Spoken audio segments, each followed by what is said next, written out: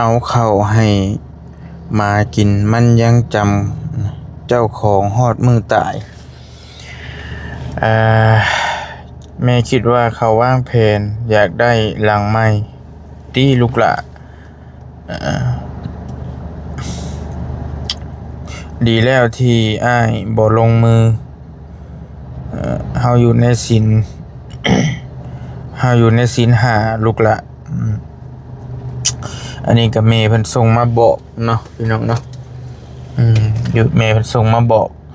เรื่องที่ราวที่มันเกิดขึ้นนี่แหละแม่เพิ่นบอกว่าเฮาอยู่ในศีลห้าแต่ว่าศีลห้านี่อ่า ถ้าสิลงลึกลงรายละเอียดปานนี้ก็บ่ได้มีเรื่องการชกต่อยนะพี่น้องเนาะแต่ว่าถ้าเฮาเฮ็ดไปมันก็บ่ดีดอกพี่น้องก็คือสิฮู้แหละศีลห้าเรื่องการชกต่อยการตีนี่ก็บ่มีเนาะเพิ่นบ่ได้เอามาอยู่ในข้อศีลห้ามีแต่การฆ่าการขโมย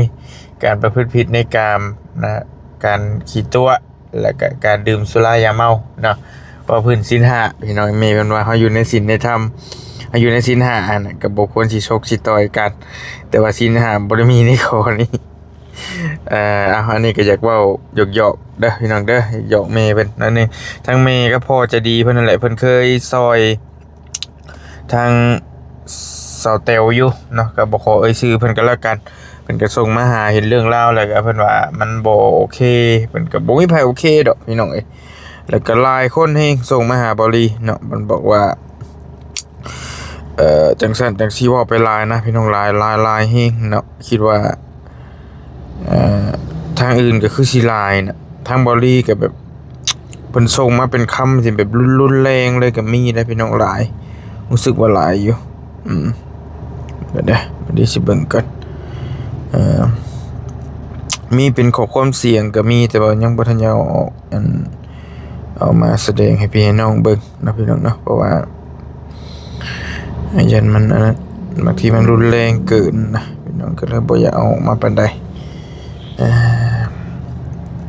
ก็หลายอยู่เบิ่งอยู่นี่ก็หลายบ่ได้มีหลายเครื่องเป็นส่งมาเกี่ยวกับ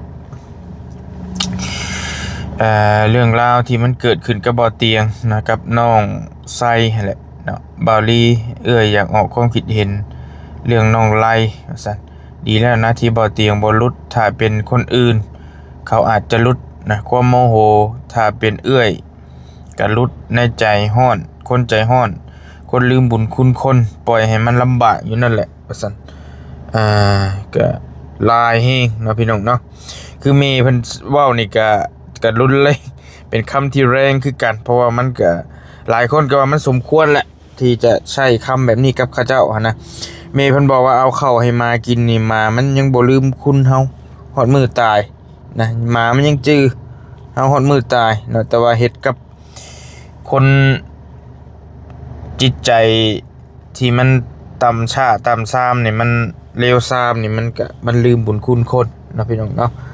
มันก็ลายแห้งนะมีเป็นส่งข้อความเสียงมาต่างนานาบอกลักษณะจังซี่พี่น้องเอ้ยเนาะทักทายสบายดีนะพี่น้องเด้อสบายดีกันช่วงบรรยากาศ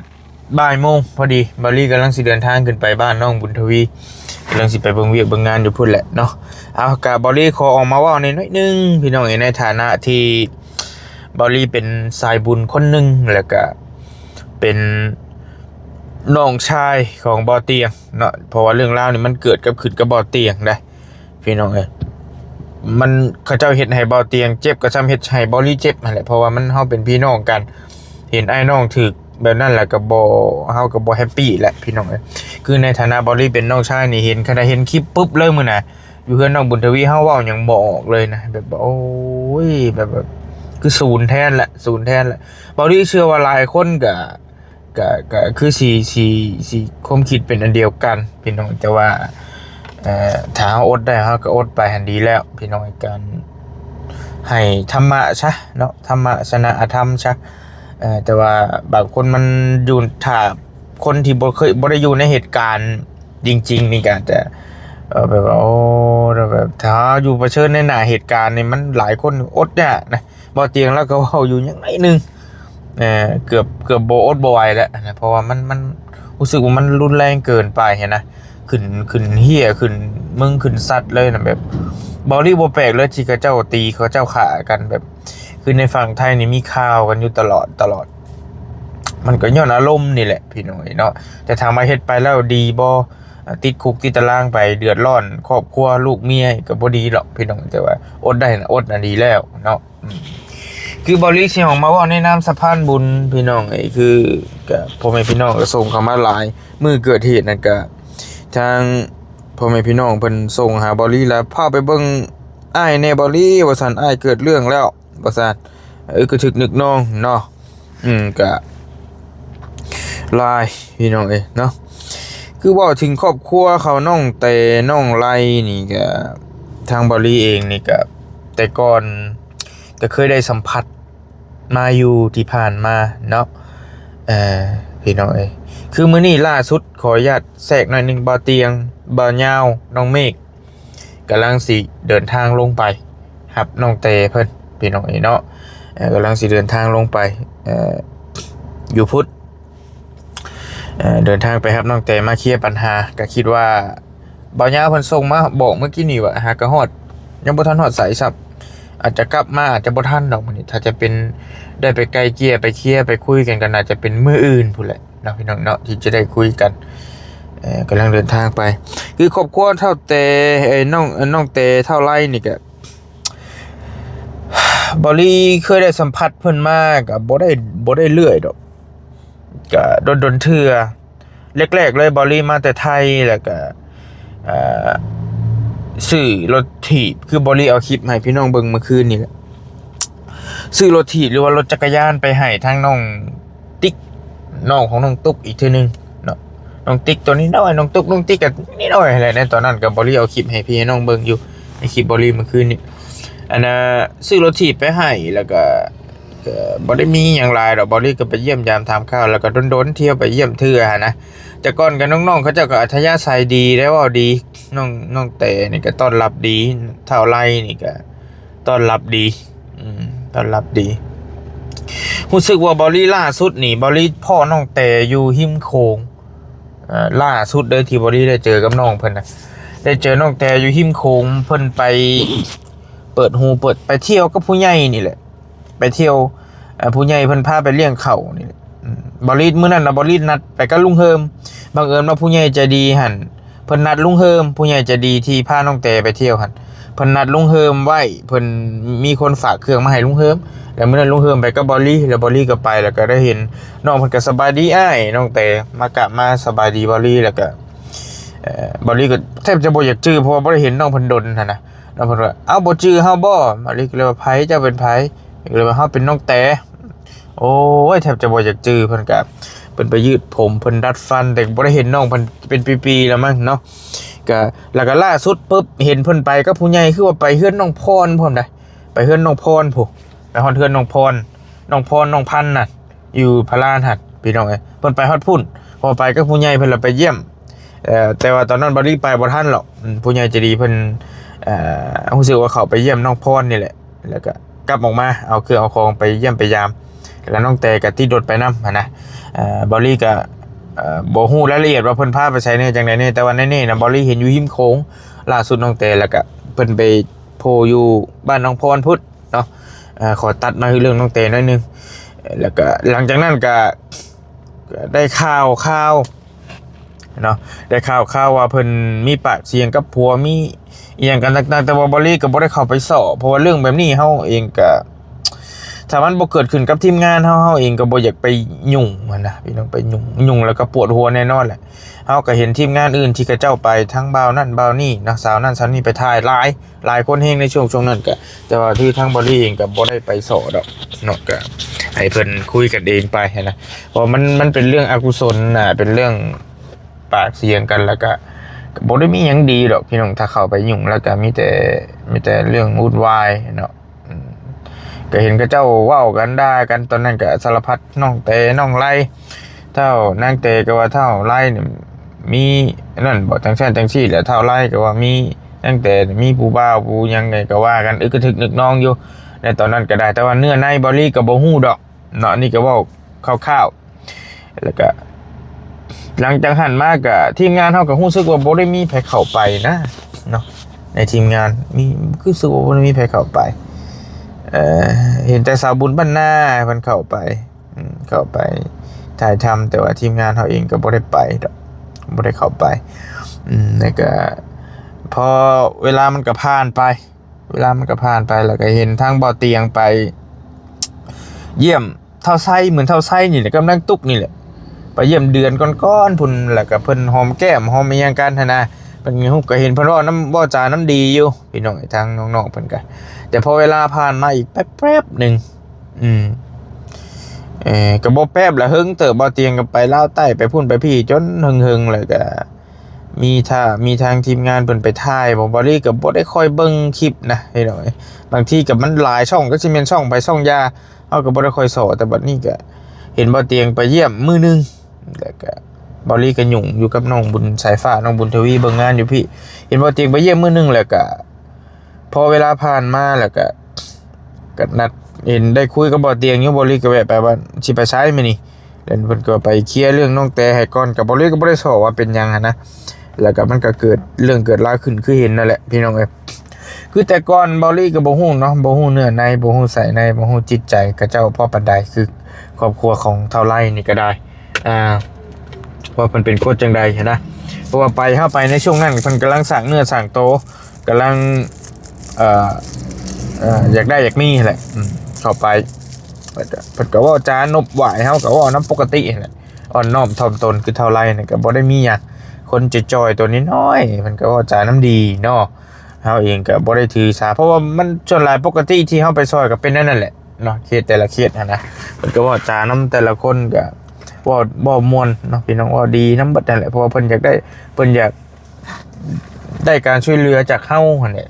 จากผู้ใหญ่ใจดีเพิ่นก็แต่ต้องว่าดีแต่ว่าเบื้องลึกเบื้องหลังเพิ่นเป็นคนนิสัยจังใดเฮาก็บ่จักตัวน่ะแต่ว่าในตอนหน้าเฮาน่ะเพิ่นก็โอเคว่าดีปกติบ่ได้มีหยังเนาะแต่ว่าการสัมผัสของบอลลี่กับครอบครัวเขาน้องตั้งแต่เท่าไรบอลลี่บ่ได้สัมผัสเรื่อยดนเทื่อซะดนเทื่อแต่ว่านี่มันมาเกิดกับ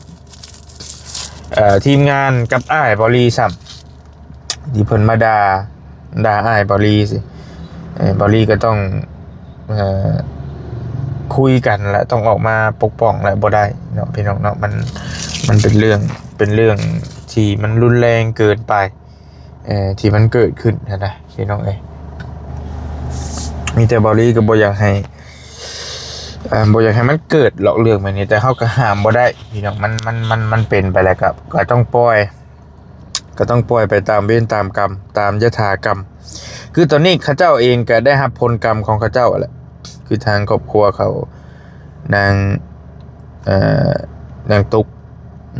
นั่นเพิ่นก็รู้สึกว่าเพิ่นบ่ได้เว้าหยังเนาะในคลิปก็มีแต่ผัวเว้านางตุกเท่าไซเท่าไรก็เป็นครอบครัวที่อารมณ์ค่อนข้างร้อนเนาะแล้วก็หาเหตุผลบ่ค่อยได้พี่น้องเบิดครอบครัวเลยแหละเนาะพี่น้องก็น่าสิเห็นเพราะว่าหลักฐานพยานมันก็มีต่อหน้าพ่อแม่พี่น้อง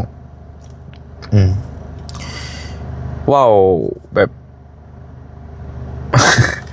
แต่ว่ามันบ่ค่อยมีมารยาทปานใดนะพี่น้องบ่ค่อยโอเคเลยการเว้าการจาของเขาเจ้าแบบคือบ่ได้เห็นในคลิปแล้วก็โอ้ยมันคือบ่มีความเป็นผู้ใหญ่เลยนะเว้าแบบเว้ากระจกกระโชกโค้ยแบบจักแนวใดจักแบบใดก็มันก็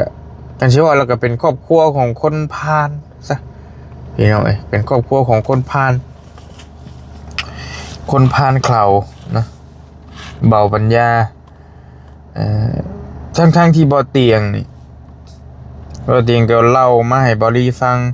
แต่ก่อนนี่พ่อเพิ่นนี่เจ็บท้องสิเป็นสิตายโทรหาบ่เตียงให้ไปหาแพทย์หาหมอไปถือไปสั่งแหละตอนนะจังบ่เตียงว่าบอลี่ก็บ่ค่อยจื้อปานใดไปบ่เตียงก็นำพาโตไปหาแพทย์หาหมอแล้วก็จนได้หายดีหายเศร้ามาเท่าคู่มือนี่ได้พี่น้องแล้วก็เป็นเหตุให้ดีเศร้ามาแล้วก็ได้มีผู้ใหญ่เป็นซอยนั่นโน่นนี่ต่างๆหลายสิ่งหลายอย่างให้เนาะแล้วก็อยู่มาพี่น้องแล้วก็คือฮอดซุมื้อนี่แหละ ก็ได้คุยกับบ่เตียงอยู่เพราะว่าก็คุยกันว่าต้นเหตุนี่มันเกิดมาจากหยังมันเกิดมาจากหลายองค์ประกอบที่ทางน้องๆเพิ่นสิเป็นแน่นี่นะพี่น้องมันเกิดมาจากหลายองค์ประกอบแล้วก็เกิดน้ำตัวบุคคลนั่นนำคือกรณีว่าเอายกตัวอย่างไปเป็นที่ละเรื่องข้าเจ้าว่าเองได้ว่ามันมีคนไปปั้นมีคนไปปั้นกระแสนั่นโน่นนี่ถามอยู่บ่แล้วบ่เลิกเนาะคือทางน้องๆเพิ่นก็ปากออกมาเองเลยเพิ่นบอกว่าต้นเหตุที่มันสิมาหั่นเฮ็ดให้ข้าเจ้าอยากให้หั่นตามในคลิปเบาไล่หั่นบ่แม่นตามในคลิปเบาไล่ตามในคลิปเบาเตียงหั่นน้องเบาไล่เว้าหั่นเท่าไสหั่นเพิ่นก็เว้าอยู่เต็มๆอยู่ว่าเพิ่นว่าเป็นทางสาบุญบรรณะบ่ฮู้เพิ่นใส่เว้าด้วยอารมณ์บ่ได้ว่าเว้าแบบใดเฮาก็บ่จักนะแต่เพิ่นหลุดออกมาเลยเพิ่นว่าสาบุญบรรณะแต่ก็เห็นทางสาบุญบรรณะเราออกมาชี้แจงแล้วเพิ่นบอกว่าสาบุญบรรณะนี่ไปปั้นแบบเว้าจาบ่ม่วนบ่อีหยังต่างๆนั่นแหละแล้วก็เว้าแบบซิกซี่นะซิกซี่ถามนั่นถามนี่ถามจุกถามจิก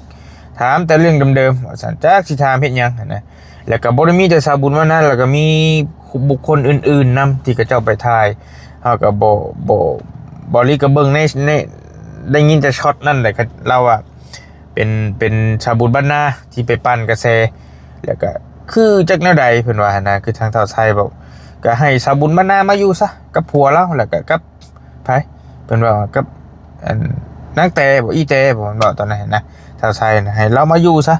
เราเรื่องมากแล้วว่าจังซั่นจังซี่นะอันนี้ก็ว่าตามเฒ่าไทยเว้าได้พี่น้องได้ยินเพิ่นเว้า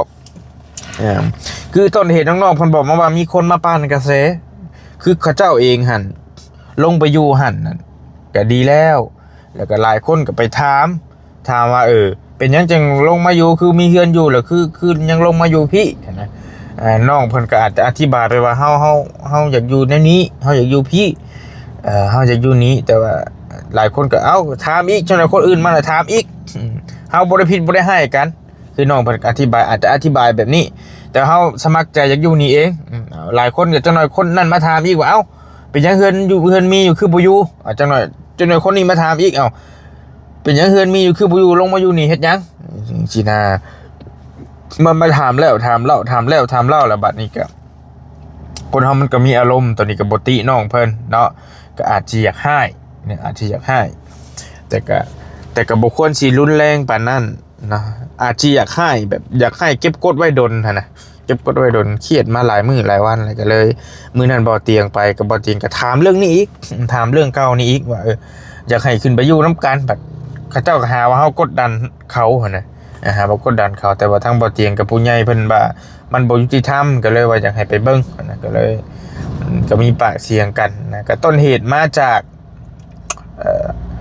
มีพี่ๆเอ้ยน้องๆเพิ่นไปปั้นได้ตามที่เขาเจ้าบอกมาหั่นแต่ว่าจริงเท็จแนวใดก็จังว่ากันเนาะถึงว่าสิไปปั้นบ่ไปปั้นก็เจ้าก็ควรสิแยกแยะว่าไผเป็นไผ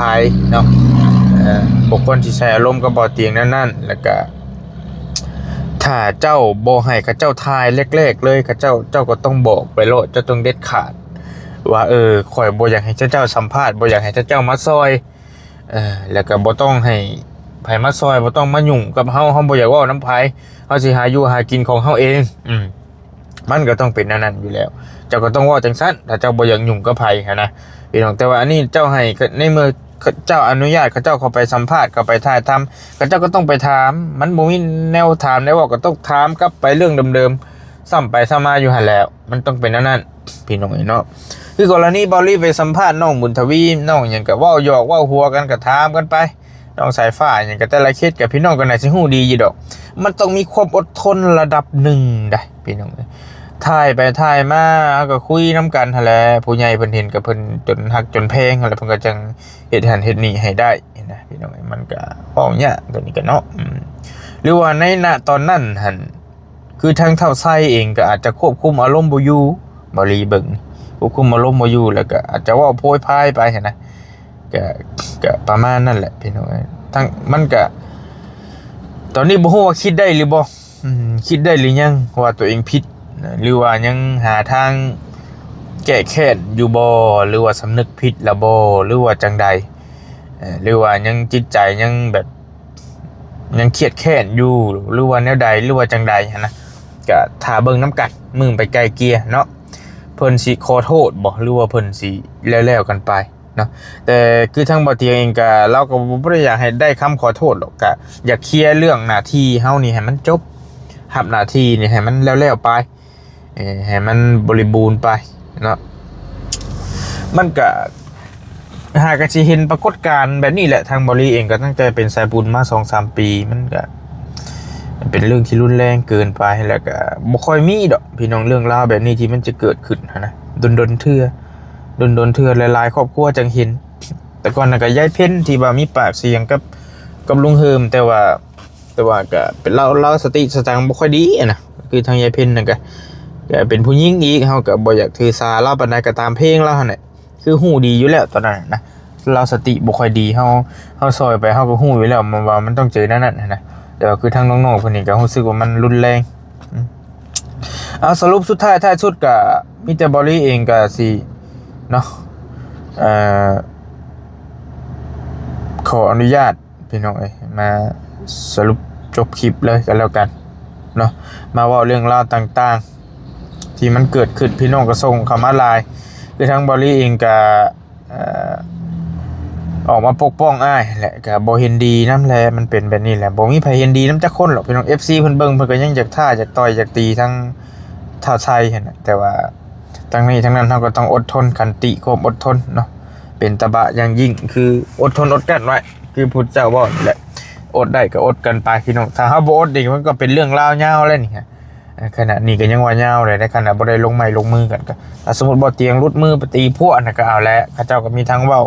แฮงยาวบัดนี้นะพี่น้องแต่ว่าเฮาอดทนได้ก็ดีแล้วเนาะทั้งนี้ทั้งนั้นบ่ลีก็ออกมาเว้าเรื่องราวที่มันเกิดขึ้นออกมาปกป้องทางอ้ายนี่แหละบ่อยากให้มันมีเรื่องราวแบบนี้เกิดขึ้นพี่น้องในสายบุญแต่ว่าเฮาก็ห้ามสถานการณ์อีหยังบ่ได้ เนาะสรุปสุดท้ายท้ายสุดแล้วก็ถ้าเบิ่งบื้นถ้าสิได้ไปใกล้เกลี่ยกันก็สินัดทีมงานตามที่คนใดว่างก็ให้ไปเบิ่งนํกันเผื่อมันมีเรื่องความพุนเฮงเกิดขึ้นเฮาก็จังสิได้ซอยกันเบิ่งเนาะพี่น้องเนาะแล้วก็อยากให้พี่ให้น้องบรรดาผู้เป็น YouTube ทั้งหลายเนาะพอแหละพี่น้องที่จะไปซอยจะไปสัมภาษณ์ครอบครัวนี่พอแล้วก็เป็นครอบครัวอื่นก็ตามเนาะที่เฮาซอยเรือแล้วนะที่เฮาซอยเรือแล้วแหละก็บ่อยากให้ไปปั้นนะบ่อยากให้ไปขุดไปง่ายอีหยังมาอีกบ่ให้เขาเจ้าอยู่ตามปกติของเขาหั่นแหละเนาะไปหาซอยคนทุกข์คนยากต่อไปซะที่เพิ่นยังรอคอยความหวังที่แบบเพิ่นคนเฒ่าคนแก่อย่างต่างๆที่เพิ่นอยู่ผู้เดียวที่เพิ่นหาเลี้ยงชีพตัวเองบ่ได้นะบางคนแหละเฮาเฮ็ดเฮือนเฮ็ดซ่านให้แล้วแต่เพิ่นก็อยู่สงบเสงี่ยมแล้วบางที่ YouTube คนไปเข้าไปเยี่ยมไปยามเข้าไปเว้าดีๆนะเฮาบ่ว่าดอกแต่ว่าเข้าไปปั้นกระแสให้มันเป็นกระแสขึ้นมาเพื่ออยากได้ยอดวิวยอดไลค์แล้วมันก็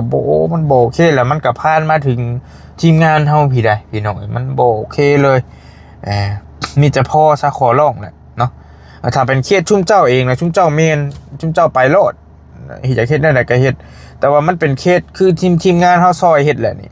ซอยเฮ็ดให้แหละถ้าเจ้าเข้าไปแล้วก็เข้าไปขุดง่ายให้เรื่องมันบ่ดีให้มันเกิดนะพี่น้องให้มันเกิดเลยมันก็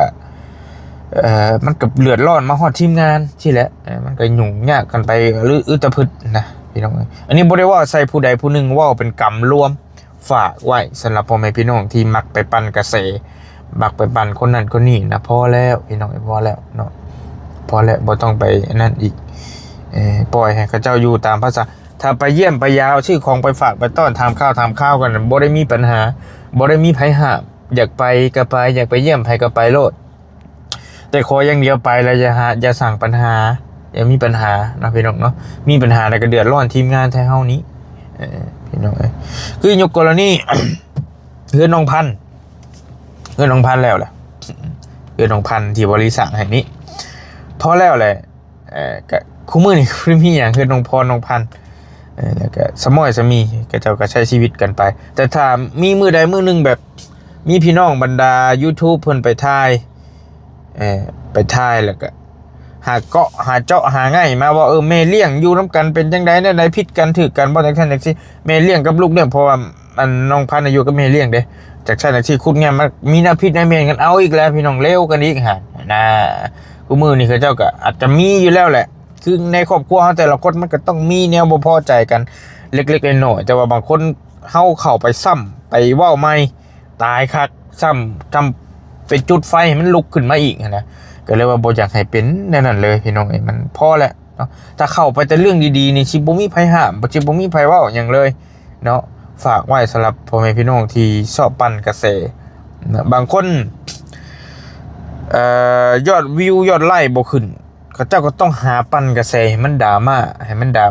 นั่นแหละเพื่อดึงยอดวิวยอดไลค์มานะแต่ว่ามันก็เป็นเรื่องมันเป็นเรื่องที่โอ้ยพี่น้องผลกระทบมันหลายแหละก็มันบ่คุ้มกับการได้ยอดวิวน่ะมันเดือดร้อนทั้งใจเฮาพร้อมพอแล้วพี่น้องแต่เป็นนั่นนะฝากไว้นี่เนาะพอละบ่อยากให้เป็นจังซั่นเด้อให้หักให้เพลงกันพี่น้องไปเยี่ยมไปยามชื่อของไปฝากไปต้อนถามข้าว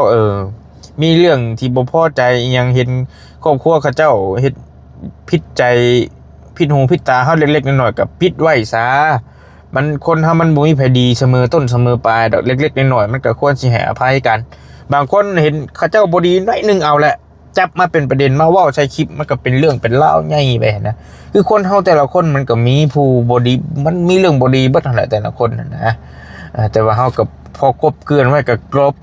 เนาะคือพระพุทธเจ้าเพิ่นบอกว่าเรื่องความบ่ดีของคนอื่นนี่อย่าเอามาเว้าหลาย